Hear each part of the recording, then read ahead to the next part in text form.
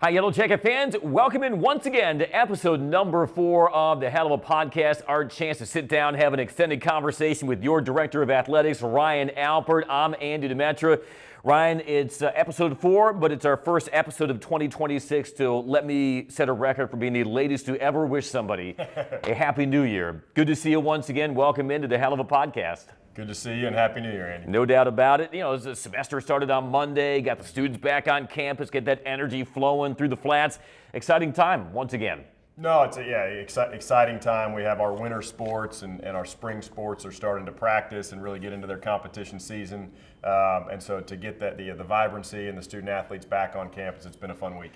Our mics might actually be able to pick up on some of the winter conditioning that football is doing on the field right now. A.J. Artis is putting the team through the paces. If you don't hear that, you might hear some of the hammers banging. I think they're installing the overhangs of the Fanning Center. And this is the semester that we finally get to cut the ribbon on the Fanning Center. So one more reason why it's going to be a very exciting semester ahead here for Georgia Tech athletics. No, yeah, you're exactly right. We've got our teams are competing, our football program's back working out. Obviously very active in the transfer portal right now. And then the Fanning Center, which is going to be a state-of-the-art facility and help us continue to recruit and retain and develop world-class student athletes. And every time you're in that building, I toured it just a couple days ago, and it's changing and evolving. Kind of once you get it, they say sealed up with the sheetrock.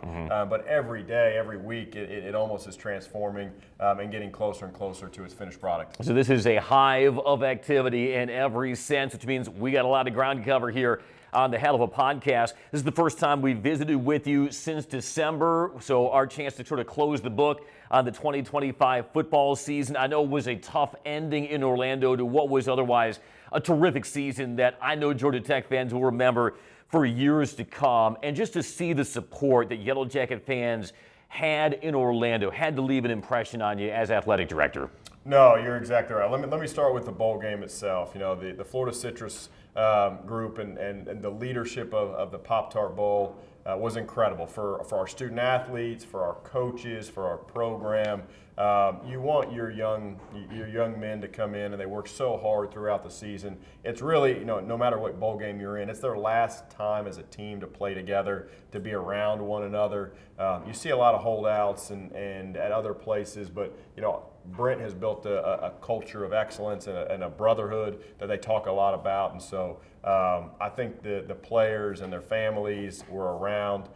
We even had, you know, you and I and Brent went on and did a fan fest and had over 250 people at the hotel. It was definitely a fire code violation. Yeah, well, it's, you know, it's statute of limitations over, so we can say it now. Yeah. But no, it was an incredible week, and then you know, coming to the game, and so playing BYU at the time, they had only had 2 losses, and to one team in Texas Tech that played really well in the CFP, and so it was a great matchup. And yeah, we didn't finish the way we wanted to, but when you looked around the stadium, the support from our fans that came down and cheered on our Yellow Jackets, and even I got a ton of texts that morning. There were several flights. If you remember, the Northeast had some really bad weather, and so folks that were even trying to get. So I think there was even a couple hundred, you know, maybe 1,000 more that really wanted to get in that were unable to due to weather. So I do want to say thank you to our fans that showed up, but not only the ones that showed up in Orlando, but you know, we had 8.7 million people watch the game,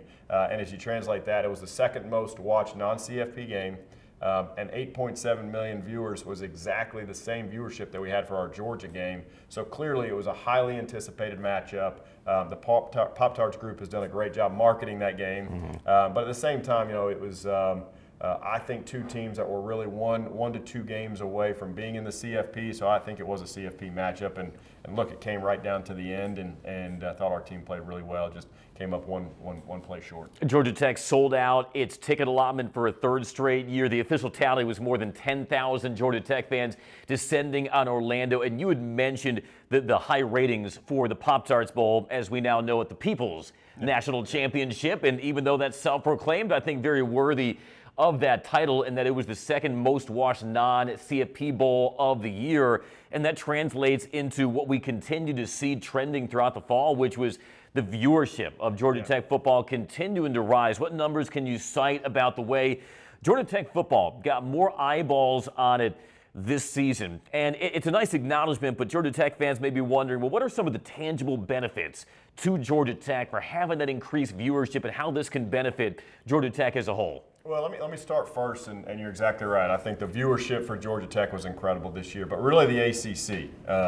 And I credit Jim Phillips, our commissioner, and the leadership at the league office. From an ESPN broadcast standpoint, the ACC was up 70% year over year in comparison to last year. And so the SEC was number one, Big Ten was number two, and we were right there. The ACC was really close to taking that second spot away, but did a great job. And then kind of more granular on Georgia Tech. So we, as you can remember last year with the great season that we had, and it started with the Florida State win in Ireland, and then the great viewership with the 8 overtime game against Georgia.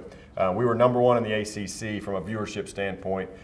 This year, we're 14% over where our viewership was in that season. So puts us actually second in some metrics. So Clemson was number one. We were number two. Us and Florida State were kind of tied 2-3. But just think that we were 14% over our viewership last year. And so we're hovering right around 3.4 million viewers per game on average for this past season, and I think that's and so from a financial standpoint, the ACC now rewards viewership because you're adding value back to the league, and so we got the two big kickers financially for us this year was being in the final CFP ranking, so that was really helpful to us and to our budget, and then our viewership now adding, and it's a 5-year average. So last year being number one, this year finishing second, really will help us continue to build. And again, it's about brand advancement, and so there's the financial windfall that we get from the league in our annual TV distribution, but it's really about the brand advancement and how again that partnership that Angel talks about of building an elite academic institution partnered with and elevating an elite athletic experience. And so having the viewership and having the amount of eyeballs continues to grow the Institute's brand beyond just athletics. There are these concepts called earned media and ad equivalency value. I know it sounds kind of wonky, but it's something all athletic directors are familiar with, and Georgia Tech reaped the benefits of those ratings from an earned media standpoint and also ad equivalency value. Any numbers you can cite to support that? Yeah, the ad value. So when we talk about if we as the Institute went out and bought the 3.5-4 hour infomercial and just said we want to talk about Georgia Tech, but we want to buy that time on ESPN, it would translate to about $54 million in earned media that we receive just by playing that game with an average of 8.7 million viewers. And then you talk about reach and the worldwide reach that we're getting, would be about 13.5 billion people were reached throughout that experience, and so those are the numbers that we are going to continue to lean into, because that's the value that, again, athletics is about winning. It's about putting a great product on the field, but it's also about how we're going to expand and grow the brand of Georgia Tech. Great testament to the success of football this season and the support that you guys have thrown behind Brenton's program all throughout the fall. The season ends, and yet it somehow gets even more hectic because now we're in the era of the single transfer portal window for football, January 2nd to January 16th. And, fans, I'm sure, are following all the twists and turns of the portal, players coming, players going, and staff positions that have to be filled on top of that. What would you say to fans who may be worried about Georgia Tech's positioning in the transfer portal, reading some of the news about players who might be coming in for visits who ultimately don't choose Georgia Tech, and trying to do the numbers in their head about roster management? It's no exaggeration to say, Ryan, that what a team does in this 2-week window could alter the course of their upcoming season and beyond. So to fans who might be worried about Georgia Tech's positioning in the portal, what would you say? Yeah, I would say you've got nothing to worry about. Maybe sometimes stay off the message boards and sometimes what's being said out there. We currently we've had 14 players enter the transfer portal. And just for a point of reference, teams like, I believe, Ohio State, I believe Oregon and Texas have had somewhere between 24, 26, 28 of their players entering the transfer portal. So we're seeing a much higher volume this year. You referenced it when we started the conversation about the portal. Is last year, which folks may not remember, there was the portal right now, after the season portal window, but then there was another portal window that occurred after spring football this past season. And so it was a big win, and I think the right thing to do to get to one portal window. I did not like the two. I think you want to put your team together. You want to be able to coach them. You want to be able to bring them together. And so our staff, Brent and the assistant coaches, are doing a great job evaluating. We're not just going to take any young man that wants to be here. Obviously, we have a high set of academic standards. We have 0 online classes. You have to come here and not only want to perform on the field, you have to want to perform academically. And so our evaluation process is probably a little deeper than some on both sides. But we've actually had some great additions to the roster. And look, I saw a statistic yesterday that the 4 teams that were in the Final Four of the CFP, and even as you go back, 6 of the 8 teams that were in that round had 65% or more of their roster came from a transfer position. And so we're looking at continuing, how can we improve our roster, improve our team by adding pieces. And so we're still very fundamentally sound on growing through the high school ranks. But there comes a time and place where if you can improve your roster and bring some talent from the outside in, if it's the right culture fit, if it's the right tempo fit, for your program, and somebody that wants to come here and work. And I think we've been able to have some great additions this cycle. How much are you in dialogue with Brent and his staff during this process? Because we know in this era of the transfer portal and player acquisition, oftentimes it does revolve around money. Yeah, we're in dialogue. Myself, we have a sports supervisor, and Brent Jones, who's our chief operating officer, senior deputy AD, that's in constant communication, both on, because we've had some staffing changes as well this off season. So again, how are we going to improve our staffing? But then also how we look at our revenue share contracts and how. So yeah, we're talking multiple times a day. But the football staff, that we set the budget prior to, and they know what they have going in, because what makes football, again, a very unique sport in general is we're recruiting and really building the roster here in December, January, because remember we had our signing class in December of the freshmen coming in, and then January we're looking at finishing up the portal. But our fiscal year and the revenue share that we distribute to our athletes, it resets July 1. So you're building a roster on the football calendar is really January to December, but the revenue share calendar is July to June. And so how you match that up, and we've got a great team in place that looks in how to build those contracts and working with the players agents, and to be able to put the most competitive team we can on the field. I know Georgia Tech fans are anxious about maintaining that momentum from a 9-win 2025, but the bottom line and the message you want to relay to Georgia Tech fans is Georgia Tech is well positioned financially to maximize who it is in the transfer portal aspect of roster building. Yeah, I think one of the reasons I came to Georgia Tech is we were one of the first ACC schools to sprint to a full revenue share. The 20.5 that'll go up by 4% each year.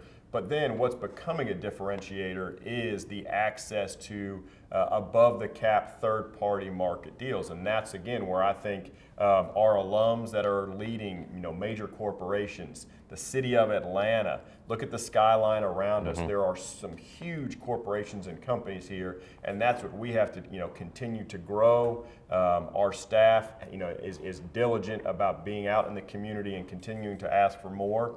And so the CSC is the new regulatory environment, but we're going to continue to push a campaign forward to engage the community so we can get above cap deals so we can continue to have a competitive roster, because that's where, you know, some of the teams, everybody sprinted to getting to the full 20 and a half allocated, you know, based on the sports and priorities that they have on their campuses. But then that differentiator becomes, how can you increase your third-party deals and then ultimately get them approved through the CSC, and you know, what you're doing is you're adding to your overall payroll, which then you can build depth and recruit better talent. And then as we have years in, you know, of being able to show that year over year, that's going to show student athletes that are figuring out whether they're transferring or coming in, you know, from a high school position, that I want to be at a place that I can continue to engage that third-party rights to be able to, you know, ultimately increase their value. It's a brand new world, no question about it, but Georgia Tech continues that sprint into 2026. Of course, it's not just about bringing in new players, it's about bringing in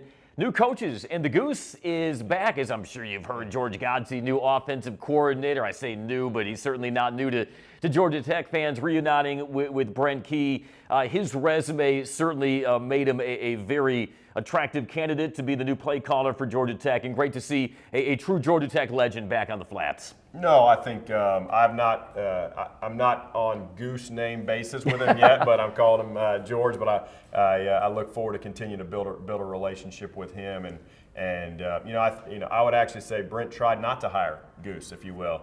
I mean, we've added some really talented offensive coordinators, but really everything led us back to George. And look, we just talked about how you're evaluating player allocation, revenue allocation, how you're going to prioritize roster management, and folks that are spending time in the NFL are doing that on a daily basis. They have a 53-man roster, they have a cap, they have prioritization and how they're positioning their team, and again, roster management is such a key component to be able to have success in college football today.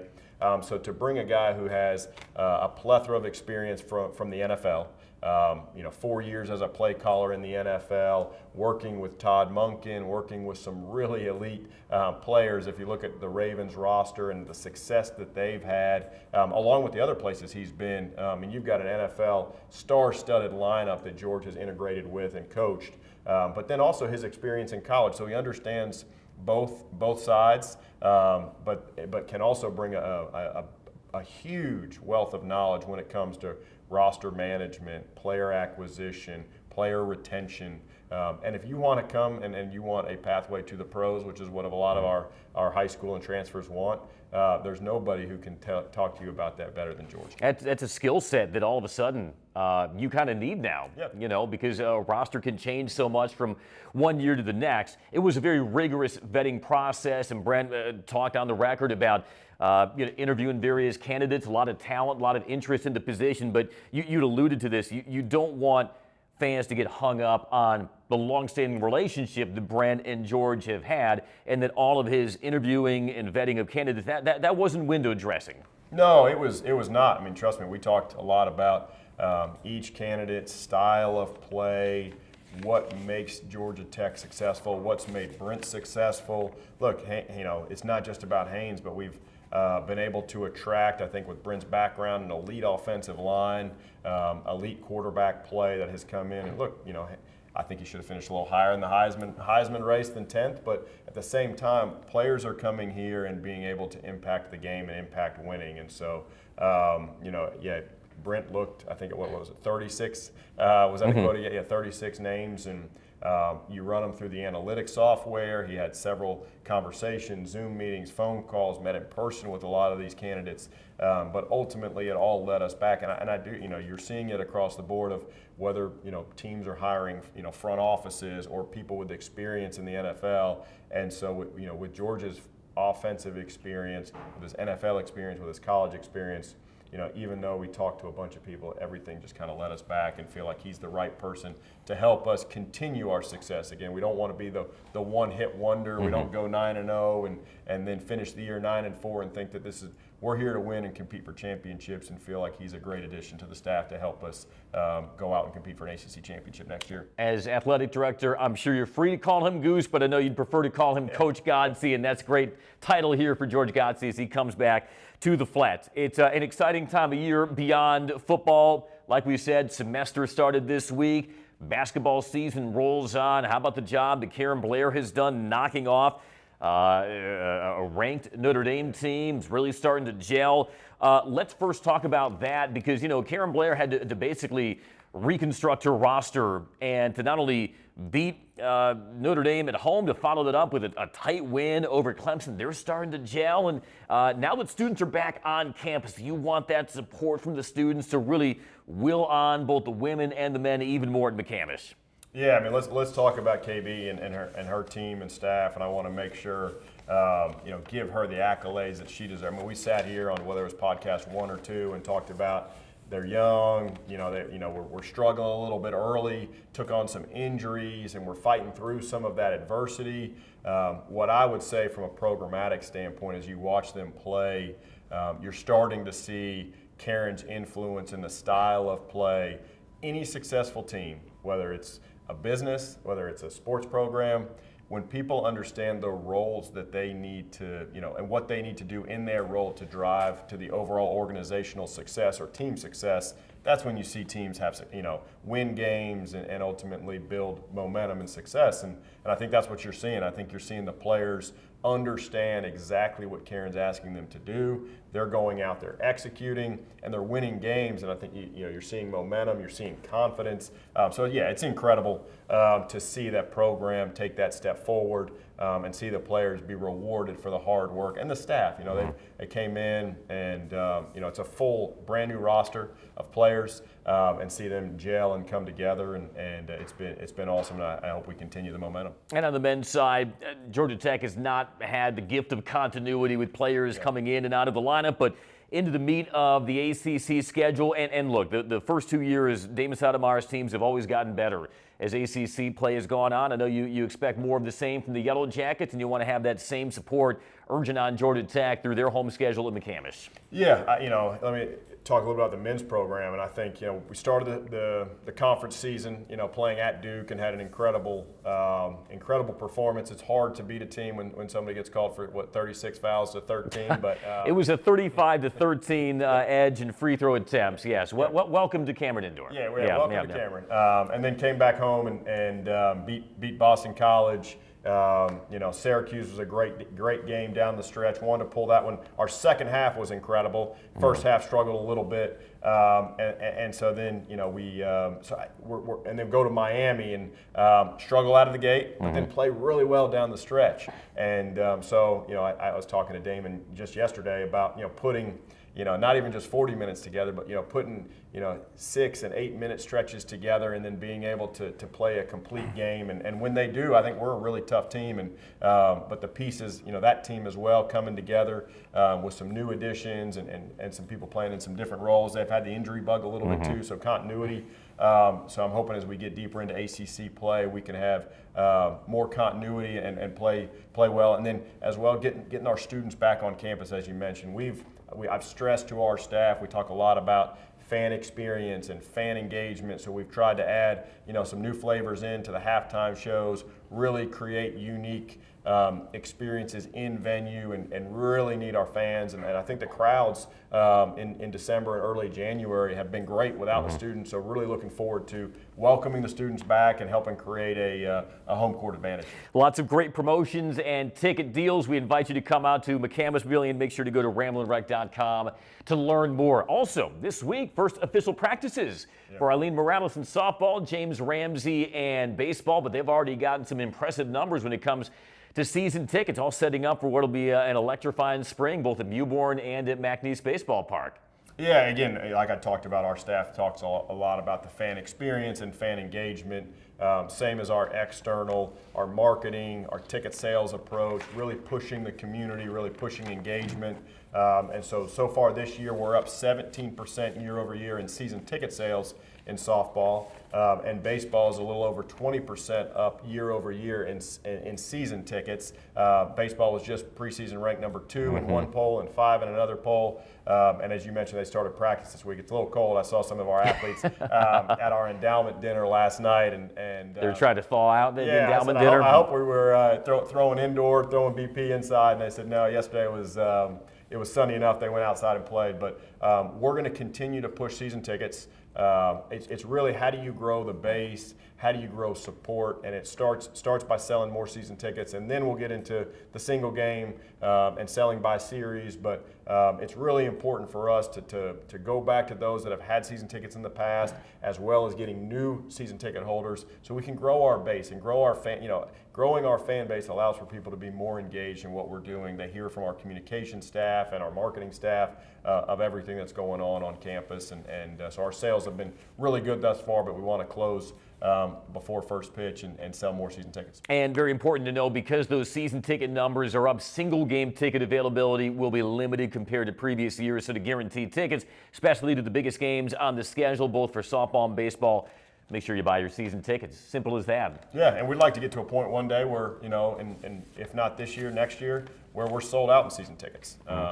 And so we're not having to take any, single game tickets onto the marketplace. And the goal at every venue is to sell out for season tickets. These could be some terrifying offenses that you get treated to this spring at Mewborn Field and at MacDees Baseball Park. So once that weather warms up, look forward to seeing everybody out for first pitch and the first swings for baseball and softball. Of course, elsewhere around campus, on the 30th anniversary of McCallie Aquatic Center hosting Olympic swimming and diving, McCallie Aquatic Center is getting ready to host not only the ACC, but the NCAA championships. Spring sports are getting underway. Tennis opens its spring season this weekend. And of course, on top of all of that, just got the announcement here earlier this week that Bobby Dodd Stadium at Hyundai Field will host the Bruno Mars concert tour when it swings through Atlanta on Saturday, April 25th, second major concert that Bobby Dodd Stadium will have hosted this academic year, or fiscal year if you prefer. How long has this been in the works? That was exciting news for a lot of Georgia Tech fans.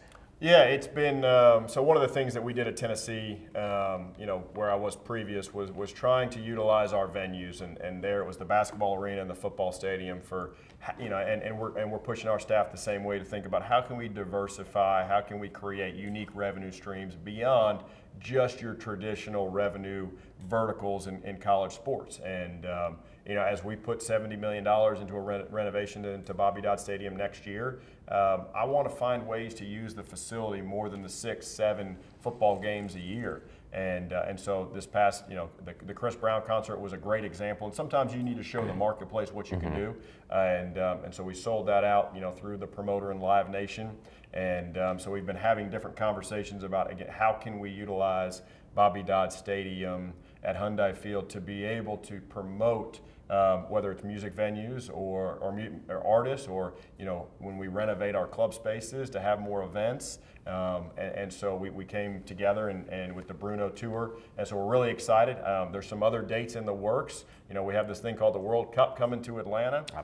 Yes, familiar with that. Yeah. That should bring a lot of people, and so how can we utilize our venues? So if it isn't for a concert, could we do a corporate rental? But again, we're trying to, as we talk about, never before has financial resources been so connected to winning in college sports, but not having to put that on the backs of our fans with season tickets and donations every time. How can we build another, business line item that can, again, add to our revenue, investments back into our programs, but then also it's bringing a new clientele, a new person that ultimately will be included in our database, that will get, retargeted and marketed for our season football tickets and basketball and baseball and everything we're trying to do. So the more data we can collect, so there's revenue, there's data, and then there's also being, a part of the community. The more we have, more shows, the more we're going to be able to add a financial incentive back to the city of Atlanta and Midtown Atlanta, and I think that's a part of being a great partner.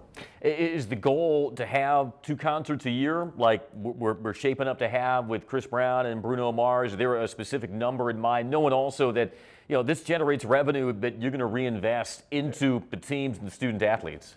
Yeah, I think I'm not sure what our capabilities are, from the fact that we have turf. So one of the things is you're trying to balance staff fatigue and when you have a concert, just like having another football game, from parking, from event management, from tickets, concessions. So there's a lot of verticals that have to come together to make it happen. So we were able to do Chris Brown in the football season this year, which did put a lot of stress on our staff. I really like the window after spring football. to be, football kind of goes, they don't go away, but they're not on the field as much. And so it gives us a window of could we start lining up somewhere between 2 and 4 or 5 events each year that we're hosting in 𝗛𝗓𝗪 that can really help us grow. And I think if we can do that, it could actually be our 2nd or 3rd most profitable sport in our concert series. And so that would be, again, how can we create more revenue streams to invest? Yeah, we're not creating a big margin. We're trying to take all of our revenue, invest it aggressively back into our programs. It's a competitive space, but can't beat that backdrop at 𝗛𝗪𝗪 Stadium at Hyundai Field. Make sure the tickets go on sale for Bruno Mars Thursday at noon. And as we wrap up this edition of the Hell of a Podcast, do you have a favorite Bruno Mars song on the playlist? Because I know you'll be there on April 25th. I've received a ton of requests for tickets, whether it's from family members or friends.